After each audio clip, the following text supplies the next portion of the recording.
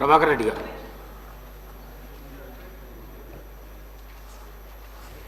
Thank you speaker sir. ఇది మా నియోజకవర్గ సమస్య సార్. మేడం గారు హాస్టల్స్ గురించి, స్కూల్స్ గురించి చాలా విషయాలు చెప్పిండ్రు.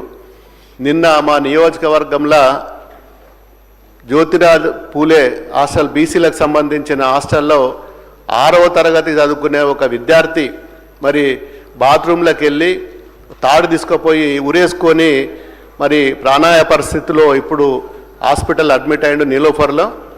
2 రోజుల నుంచి కోమాలు ఉన్నాడు అధ్యక్ష. ఈరోజే నిన్న రాత్రి సృహలోకి వచ్చిండు.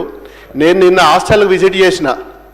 ఏమైంది బాబు, మరి ప్రిన్సిపాల్ని అడిగితే ప్రిన్సిపాల్ లేరు, ఎవరు లేరు సార్. మాకు అడిషనల్ కలెక్టరు, ఆర్డీఓ గారు, కలెక్టర్ గారు ఈ విషయం బయటకు పొక్కకుండా చూసుకోవాల్సిన బాధ్యత మీదే అని చెప్పి ప్రెషర్ వేసింది సార్. మేమేం చెప్పలేకపోయినాం మీకు.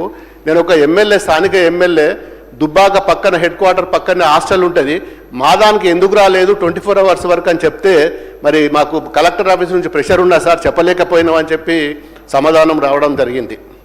ఇప్పటి వరకు 83 మంది రాష్ట్రంలో మరి ఆత్మహత్యలు చేసుకుంటే అధ్యక్ష.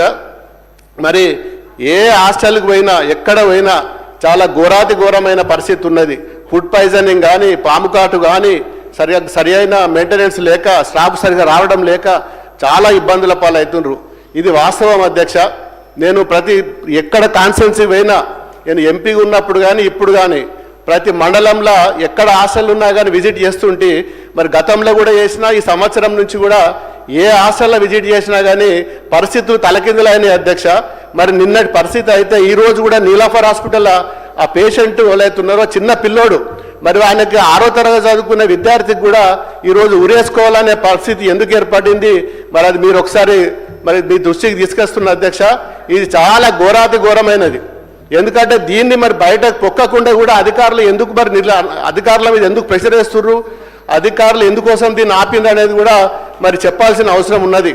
ఆగమేఘాల మీద మంత్రులు ఇన్వాల్వ్ అయ్యి మరి దాన్ని నిమ్స్ హాస్పిటల్కి పంపించి, యశోదకు పంపించి, మరి చివరికి నీలోఫర్ హాస్పిటల్లో ఈరోజు ట్రీట్మెంట్ అవుతుండు. 3 రోజుల నుంచి కోమాలు ఉన్నాడు అధ్యక్ష ఆ పిల్లవాడు. ఎక్కడ కూడా వార్త రాకుండా